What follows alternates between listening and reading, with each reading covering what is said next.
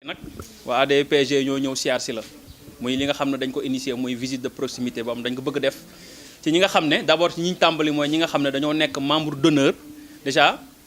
tàmbali ADPG ba léegi dañoo nekk ak ñoom ñooñu dañ leen war a sàggal ndax boobu ak léegi muy yow ak ñoom ñeneen ñi boobu ba léegi seen tànk seen loxo jógóog ci ADPG ak seen xalaat te boobu ak léegi franchement ñi ngi ciy sant suñu borom ndax mi ngi ñuy dimbali ci sa xel ak ci sa doole moo taxoon ñu ñëw siyaar si la visite bi nag li ko gën a wund mooy dañoo tàmbali année 2019 tàmbali année 2019 balaa ñu koy tàmbali def assemblée bëgg am yéene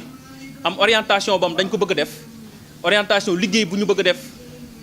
def ko ci liggéey bi nga xam ne mooy liggéeyu élevage mais au niveau local Pikine Guinaw Rail orientation boobu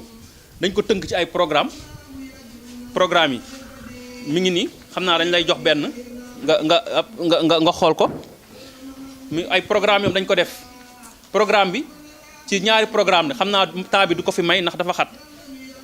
am nañ tamit muy organisation ay magasin de référence mais li nga xam ne fi mu toll nii lañ war a tàmbali muy léegi muy foire bi nga xam ne gars yi am nañ mbëbët toog nañ waxtaan ci ba gars yi bëgg ko def te ñu soxla ay loxo soxla ay xel loolu ñu war a indi ñu ne xaar ñu ñëw siyaar si la ndax da ngaa bokk ci ñi nga xam ne dañoo bokk ci tàmbali ADPG ba léegi seen xel ak seen xol seen jëf seen loxo dara jugu ci boobu ak léegi moo tax ñu ne dañuy ñëw sargal la waxtaan ak yow wax la si nga xam ne mooy mbëbët di ñu am bëgg ko def ci année 2019 bii muy nga xam dañ ko def programme la que ça soit mu doon programme que ça soit mu doon planning dañ ko def planning lii ci planning bi la bokk lii ñu def nii dañ def ay programme plan de marketing def ay plan marketing def ay yu nga xam ne liggéey yi nga xam ne gars yi ñu koy def di am xelu gars yi di ci laaj pour ñu mën a waxtaan ak ñoom pour ñu mën a am suñu niveau local mooy Pikine Guinaw Rail suqal ko foofu donte amuñu ko mais ñu mën a nekk en phase ak li nga xam ne élevage am na ko parce que fii loo fi def ministère bind na ko ba pare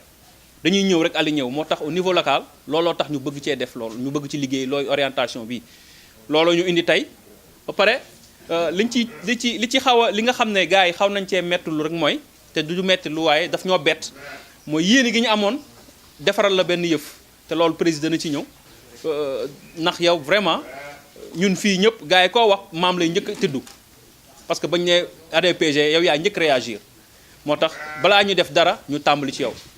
comme xat temps bi mayee ko gàtt na te war nañ am yeneen visite yu ñu war a def moo tax xam naa dañ koy yemale foofu mais yoon yamul ci benn parce que yow da ngaa bokk ci ñun yoon yamul ci benn da ngaa bokk ci ñun te dañ gën a amaat temps waxtaanaat gën a ubbiwaat waxtaan bi ci nga xam ne ma ñu am envie intention def ko ci wàllu orientation bi moom lañ technique ak yeneen yoo xam ne sax nekkul fii mais planning bi te xam nga du ko may xam naa damay bàyyi président bon mu gën a xuusaat waxtaan ci nga xam ne daal di ñaaxaat gars yi daal di am lu mu soññ gars yi ci liggéey bi. auzu billahi mina sheytaani rajim bismillahi rahmaani rahim ginnaaw bi ñu santee yàlla jël Seydina Muhammad ñuy sant suñuy waajur di sant Serigne Touba bu baax di jël nuyoo di ci jiital kilifa kër gi ñu gën ko xam ci Ma Ibra Diagne waa kër Xaadim Rasul ñu ngi koy sant di ko gërëm maam tey visite bi li ko wundu mën naa ko tënk ci ñaari point rek bi ci jiitu mooy dañuy feddali suñu kóllëre ak yow parce que ku ne xam na ni bi ADPG juddoo ginnaaw yàlla ak yonent bi bu nu amee récépissé ginnaaw yàlla ak yonent bi jëmm ji moo tax ñu xam ko pour nouveau adhérents yi nga xam ne ñoo ngi bëgg ADPG te xamuñu woon loolu bu nu amee récépissé jëmm ji moo tax moo nu boole gouverneur bu ñuy wax Babacar Ndiaye di xaritam keroog bi ñu demee këram mu yóbbu nu fa ñuy waxtaan ak moom ba Babacar am ngeen numéro ma ne ko am na numéro mu ne ma jox ma sama numéro maa ngi booloo nag moom kon visite tey dañoo ñëw di féddale suñu kóllëre ak yow di la wax ne tey lañ la gën a jàpp tey ADPG mën naa ne bu dee sponsor la Ma Ibra Diagne yow yaay suñu sponsor leader donc loolu mën naa ko say noonu pour ñu xam ne rek suñu diggante ak yow visite na li ko waral mooy am benn programme comme ni ko LG expliqué ci 2019 bii ñu jug incha allah fas yéene na def foire loo xam ne wax dëgg yàlla mébétoon nañu ko daaw defoon nañu fi benn journée scientifique boo xam ne bu mucc ayib la kenn du la ko wax yaa ngi fa woon 2019 ñu def benn programme boo xam ne fas yéene nañu ci def foire boo xam ne incha allah bu ci yàlla àndee dañ ciy ànd ak yow looloo waraloon tey bi ñuy boole suñu visite yi ñun njëkk a cité nga bokk ci nga nekk si ñun bokk si ñun donc tey looloo waraloon suñu tànk yi sama gars yi ma àndal lépp mënumaa lim mais asos bi tey ëpp na nii mais ku ne xam na ni dimanche matin dafa xat tey it amoo jot xam naa dañ koy gàttal rek bàyyi la nga wax tey lan nga ko ban jàngat nga ci def ak nan nga ko gisee war na la daal suñu kóllëre ak yow ñu ngi koy féddale tey la gën a dëgg tey la gën a sax di ñaan yàlla mi dara tëwul yàlla na yàlla mosal seytaan ba yéene bi ñu am ci yow suñu borom may nañu àggale ko ci kàttanu yàlla ak mbaaxam comme ni ma ko waxee li ñu boole tam muy sàmm yàlla na ko yàlla sàmm te lu rafet rek ngay wax macha allah du sa bët moo tax may wax du sa toogaay moo wax foo mu toog danaan fexe leen nekk benn bokk ndey bokk bàyyi yaa ngi koy wax ku leen xam ne mu ngi ci biir ADPG des fois day participer ay émission yi di ci wax ba keroog bi ñu invité Tafa Baye Fall dégg nga témoignage yi mu def kon donc visite tey bi visite la bu nu respecté bu nu bëgg bu nu fonk di la wax ne daal dañuy féddale suñu kóllëre ak yow di ñaan yàlla suñu borom lépp lu ñu sumb ci mois ci année 2019 bi nga ñaanal nu ci ñu dugg ci bismillahi rahmaani génn ci alhamdulilah parce que ku la jiitu si nekk nag wan la nii taalee lamp te gars yi seen ñëw fii yëpp ñëwuñu fi rek pour xool xar yi tamit am na ku ci nekk te am nga loo fi jàng donc ñaanal tamit ñoom it champion nga yor macha allah ñoom it ñu fexe am ay champion am ay ferme comme ni nga ko bëggee macha allah ñu ngi lay sant di la gërëm di sant waa asos bi yëpp ñi ñëw ak ñi ñëwul donc maam loolu moo nekkoon suñu tànk tey di la ñaanal suñu borom dafa la tawfeex ak taysiir barke Serigne Touba ngeen baal nu wax. waaw salaamaaleykum wa rahmatulahi taala wa barakaatuhu gannaaw bañ sante yàlla bu baax julli si yonent bi sallallahu alayhi wa sallam di sant Serigne Touba Xaadimu Rasuul ñu ngi leen di sant mbooloo mi yëpp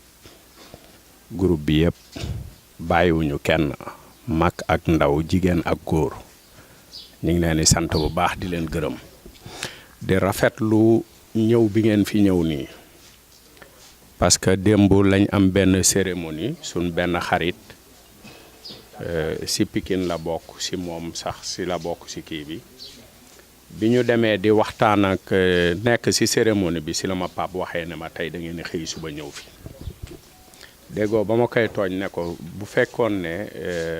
lii xëy na wax nga ma ko waaye li ma gënaloon ngeen xëy suba ñëw yendu fi ba ngoon da ngeen di ndekki añ reer doog a dem man noonu laa ko bëggee woon mu ne ma nag dafa am xam nga feneen fu ñuy jaar fu bari ma xëy suba loolu doon sama yitte far ndogal xaw ma dal sama liggéey tuuti ma amoon ay conteneur yuy wàcc ba tey jii nii sax ñëw bi ma ñëw fii maa ngi am conteneur yaa nga taxaw di ma xaar ñooy woote boobu ba léegi waaye loolu dañ ciy sant bu baax parce que lii sama bëgg-bëgg la bëgg-bëgg moo tax ma bàyyi liggéey bi fee ñëw fii toog pour recevoir leen di sant tamit Mouha Ndiaye mi parce que nit ku baax la président la mais nit ku baax la parce que lu tax ma ne nit ku baax la sama lauréat bi nga xam ne man am naa ko ci élevage moom mi si ñi ko sabablu si la bokk parce que man xëy na dafa am nu may doxee man du ma yaakaar si kenn damay ku dul yàlla ak yonent bi Sëñ Tuubaa si moom laay yaakaar ma nekk fii di liggéey am lu ma def nag si élevage xëy na yàgg naa si parce que ñu bëri dañuy toog ba si yàgg ne ma maam kañ la dugg si élevage man élevage dama see juddu xëy na élevage laadum la ñuy wax te élevage laadum bi mu amee yàggul waaw loolu ñu koy rafetlu bu baax a baax a baax a baax moom mu ñëw ministre bi ñuy wax affaire lauréat yi ba tudd si élevage laadum mu ne leen man gis naa koo xam ne kenn mënu ko si élevage keroog bi mu fi àndeek ñaa jàll wër nañ fépp si éleveurs yëpp wër nañ ko yi nga xam ne ñoom ñooy mag waaye biñ ñëwee ànd feek ñaa jàlloo biñ ñëwee ñoom fii si kaw oto bi lañ validé sama kii ñu dem ñu def concours man dama def concours man kenn nattuma jël ma loolu dama koy wax saa su nekk dama def concours moom mii xam na ko ma gagné moom mii tamit lauréat am dafa def concours gagné bokkut ak ku ñu copte xam nga ñëw xool la jox la ak nga liggéey bokkut moo tax bi ma amee mu am man dama ko siy sant yàlla keroog bi nga xam ne dañuy dem di ko defi man demuma woon samay maga demoon waaye bañ demee ñu génn woo ma ne ma Mouha dafa kii te ñi ngi def concours ma ne ko yàlla na ko yàlla may ndam ma xamal ne leen ànd leen ak moom parce que moom dafa àndoon ak man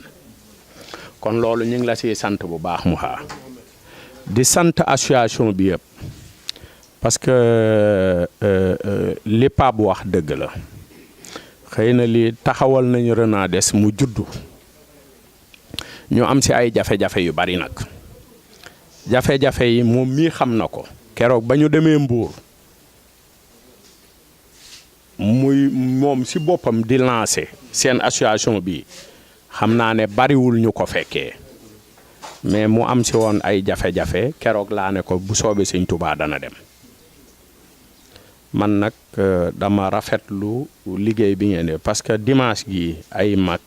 ak ay ndaw ak ku munti doon ay kilifa bàyyi ay yitteem yépp ñëw ma xam ne élevage ñor na leen kon ñu ngi koy rafetlu bu baax a baax di ko rafetlu di leen xamal ne ñun lu yokk élevage kanam loolu la ñuy xëy di dox suba ngoon guddeeg bëccëg lépp lu koy yàq man Maa Ibra bokk ma si te lu koy rafetlu dama koy wax exemple rek seen réseaux sociaux bi ngeen yore nii sama réseaux sociaux yi bari nañ mais man mi ñemee taxaw si public muy télé fu nekk tudd seen tur man maa tudd seen tur ne leen li ngeen nekk bu ngeen ko continuer bu soobee Sëñ Tuubaa dana dem parce que yéen dongu laa gis si réseaux sociaux boo xam ne lu ñaaw du fa dugg loolu nag ki ma koy rafetlu moom mii la président bi parce que am na nu mu doon doxee nit ku nekk di fa wax lu wala benn nit membre si bi seen biir bëgg a yàq taxaw di def lu ko def mais mayu ko kenn man loolu tax dama koo jàpp téye ko président yi Renades bari nañ torop mais moom laaj ko bu dugg see sama président laa koy tuddee parce que xam fi ma bokk xam li ma bokk xam li may liggéey parce que association bi yéen damay wax chaque jour kenn gënuma see yay waaw kenn amul kenn ku ma si gën a yay parce que bu ngeen bàyyee seen yitte def seen première journée tuddee ñu ko ñu dem ngeen jël ay cadeau yooyu ba léegi dama koy téye parce que dama koo fonk parce que lu ngeen ma jox daf maa gënal ay millions te nga kon maa ngi koy rafet lu baax di la xamal ne la Pape lépp loo xëy suba di ko def si association bi wala nga koy jublu wala nga koy liggéey man Maa Ibra ànd naa si bu fekkee doole danaa ko si def bu fekkee am ma am ko danaa ko si def bu baax a baax di rafetlu groupe bi yëpp nag di leen sant di leen gërëm di leen xamal ne la lii rek mooy élevage waaw lii mooy élevage parce que ñun lii yàlla dañu seen nattoo ñu kii ko tey jii xale yi dañ ma koy wax saa bu nekk dañ may toog ba si yàgg mu ne maam est-ce que yow li ngay frais si xar yi mais liggéeyoo ko dañ ma koy wax chaque jour nee na ma xar yi yow da ngay maye da ngay def luñ dem ba am yaakaar nga yëkkati ko joxe ko gisoo léegi ñu ngi may tooñ si doomu Assane 2 bi juddu waaw loolu lépp liñ ma si wax mooy di ma araftu ma bañ koo joxe waaw loolu la rek kon loolu ñu ngi siy sant ya di leen xamal ne yéen éleveurs yi di dimbalante seen biir parce que bu ngeen dimbalantee seen biir lu ngeen bëgg da ngeen ko am te man de musuma gis di def lu baax di ko rëcc musuma koo gis waaye def lu bon nag di ko rëcc moom gis naa ko ba tàyyi kon nañ sax si def lu baax nañ sax si liggéey nañ sax si jàppandoo def lépp parce que seen association bi rëyul de fi ngeen nekk ay association yu bareen ko tiim mais tey jii xool leen bi ngeen juddoog léegi ak ni ngeen di doxee loolu dañ siy sant yàlla di la xamal ne la Pape foire daf la war foire daf laa war waaw président association bu ma gis bu ne du foire dama lay wax ne nekkoo si yoon parce que nit ñi dañoo bëgg génnee seeni xar nit ñi xam ko ba pare wane sujet yi nga xam ne moom la ñu liggéey te soo koy def bul njëkkante bul yàkkamti bul bëgg lu rëy ba def loo mënul foire li si gën a neex na em su emee rek neex foire bu rëy amul benn njëriñ foire nga jël tout le temps dama koy wax si éleveurs yi da ngay jël comme lu mel ne 50 box rek nga def si sujet yu rafet nit ñi ñëw xool ko seen xol day sedd mais jël 200 box yoo xam ne genn wàll xar yëpp benn baaxu si nga bëgg koo wane fu ñu génn dañuy wax sa foire ba dara neexu si képp foire ba daal gisuma fa lu ma am mais foire day em ba nit ñi nga xam ne bu ñu ñëwee muy ministre muy ku munti doon dana dugg wër te du sonn dana toog dana lekk dana naan waaye ñëw bu foire ba jeexal Pape Gueye nga yóbbu ko sa place yóbbuwoo ko place jàmbur borom day wax te du si munti da même bu fekkee ne kii yu ko tamit dana kaas ministre nan lay ñëwee si foire xool benn box bàyyi beneen box mënut a nekk loolu da ngeen koy éviter tey jii nii bu jaree parce que dafa am loo xam ne ñi ngi koy def ci foire yi du yoon te loolu dama koy wax chaque jour président association ku ngeen invité nag bu ko neexee indi xaram mais seen biir association yéen mën ngeen a def benn box 3 personnes wala 2 personnes bokk indi sa xar na rafet su boobaa day nekk benn mais su ngeen kii su amee benn box kële am benn box am membre day ñëw ne kii box sama baax kële baaxul loolu mën naa nekk dégg nga loolu lépp di si xalaat li ngeen wax tamit si cadre liggéeyu association lu tax mu jëm kanam loolu dañ koy rafetlu parce que association yi tamit mënuñ see dëkk rek mënuñoo dëkk si ne nañ xaar ba foire bi jot rek ñu foire bu foire bi jeexee jeex na loolu c'est pas possible loolu mënut a nekk kon liggéeyoo yow soo doon yaakaar ne da ngay liggéey sax liggéeyoo waaw normalement am na yenn acte yoo xam ne war ngeen koo mën a def ba lépp lu ngeen xam tey si biir association bi nit mën na tawat wala am kii yu baax te amu ko ngeen ñëw dimbale ko loolu lépp si la bokk loolu lépp lu mun a nekk la loolu daal laa lay sant di leen gërëm maa ngi sant ñëpp nag di gërëm ñëpp di rafetlu ñëw bi ngeen ñëw fii maa ngi koy rafetlu bu baax a baax a baax Pape waaw sama xol sedd na si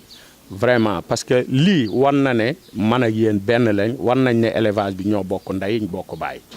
waaw te di ñaan nag si association bi képp koo xam ne mën na di muñal moroomam bañ a am benn problème kii na koy def rek parce que xam ne élevage ñu boole tey bu nekk woon élevage xëy na yàlla mën naa def ñu dem ba dik te kenn du xamante comme élevage kii na war nañoo mën a jooloo nekkandoo benn di xàccandoo di dóorandoo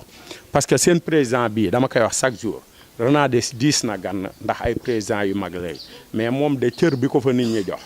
am na sens parce que ni muy doxee la Pape du def lu mu gëmul lu mu gëm rek lay def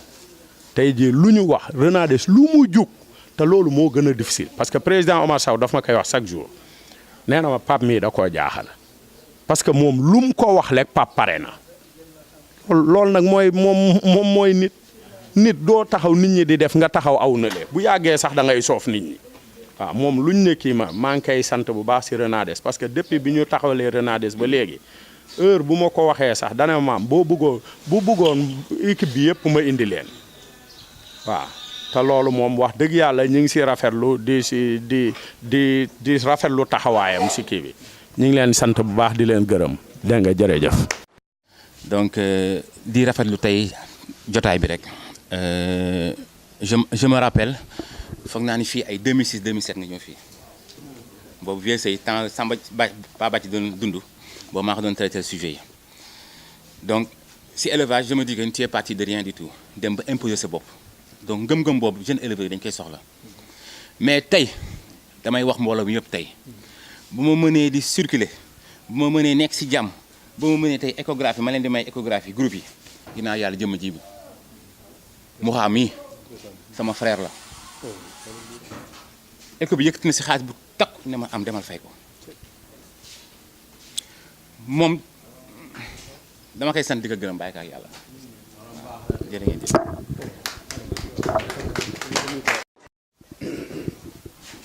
ñu ngi nii kenn ku ci nekk ci turam ak santam bon mënuñu ñàkk ba ñu wax quoi parce que il faut ñu wax parce que wax tey bu wax jotee rek dañu war a wax effectivement li ma Ibra wax noonu la demee nekk koo xam ni par exemple dafa nekk ci élevage di ci liggéey di ci bay waaram bon ñun nag boo gisee tey li tax tey parce que tey sax man yëguma woon sax lii dama ñëwoon di am lu may réglé ak moom ci lu ñu seex ma ak moom fekk fi lii ci biir loolu aussi ma ñëw fekk ci ma ñëw dégg li mu wax dégg li Lamine wax dégg li président bi wax bon du ko rafetlu mu nekk loo xam ne vraiment ay jëf yu rafet la mais bon man li may faral di wax chaque jour rek mooy keroog maa ngi koy wax ci sunu cérémonie officielle di ñaanal Abu di ñaanal Omar Sow nee naa leen Abu Kan mii ak Omar Sow mii wéyuñu ñun jeunesse bi ñoo war a mujjee élevage ba ëllëg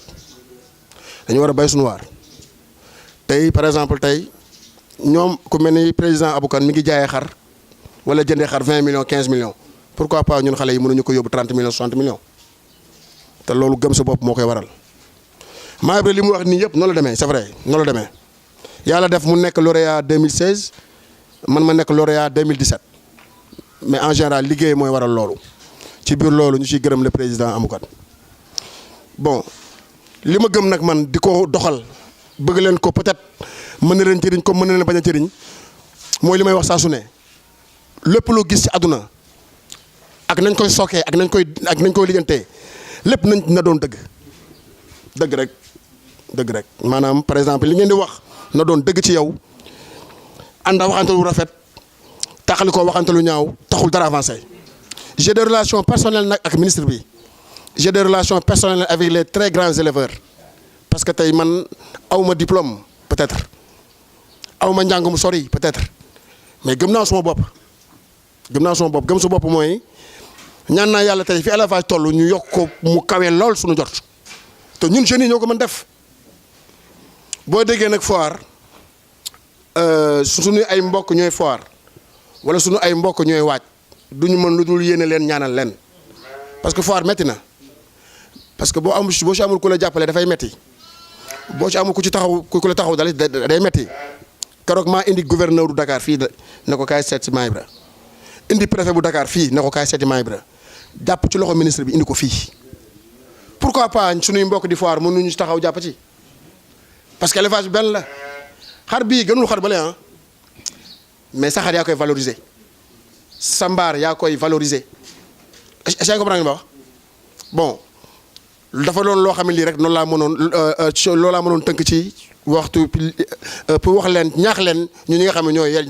ñaan yàlla yore élevage ëllëg parce que Maa Ibra 76 la judd xaw ma 77 xale la 76 xaw ma 77 la judd mais booy xool mi ngi bay waaram pourquoi pas Pikine ka fa ne ñaari ñett wala ñu mënuñu bay seen waar Géejawaay noonu te Ngéej ñooñu bari ñu noonu ba pare ñu ànd ndey bokk baay ba pare di waxante dëgg bu rek moo fi nekk. journée nationale de l'élevage bi passé daf ma fekk tugal daf ma fekk Paris mais ci biir fekk Paris ba fa ma nekk sax mënutuma dara bis bi ñu ne teel a neuf mënut sama yaram yëpp a dee parce que li ma xam mooy nekk Sénégal ci naaj bi di rayante di rey sama bopp lu ne nii ma jàpp ci di leen xamal ne incha allah foire bii sama foire lay doon yàlla moo ma ci yemale comprendre nga dinaa ci dox li ma war a dox dinaa ci def li ma war a def képp koo xam ne kii war nañ ko seeti bu ngeen ko waxee Maa Ibra dina ma ko wax incha allah ma ñëw ñu ànd seeti ko dox ko ndax ànd rek mooy sol ànd bokk ndey bokk baay dafa am solo di ñaanal mbokk éleveurs yi fi nekk yëpp Lamine sama frère moom suma frère la yàlla moo ñu boole mu nekk koo xam ne kii par exemple tey nii la àdduna nii la da ngay neex tey suba mu naqari mais bu neexee jàppal ni incha allah dina ma sa naqari parce que maa ngi dégg Youssou Ndour muy wax foofu naan ñaar ñu bëggante boo toogee nii léegi bu la kenn ki rombee toogal rek léegi kenn ki romb la àdduna noonu la day neex tey suba mu naqari te jàpp naa ne incha allah rabbi yàlla ak suñu borom dina defal sutura ak tawfeex kër gi ñu fi ñaan jàmm ak xéwal ak sutura di ko ñaanal mbokk éleveurs yëpp di ñaanal suñu grand yi di ñaanal ministre bi di ñaanal dem leen seeti sponsor yi nag foofu laay tëjee dem leen seeti sponsor yi di leen ñaanal jàmm ak xéwal ak sutura li ngeen jublu yàlla na ko yàlla mottali ci barke Alaaji Malick Si jaajëf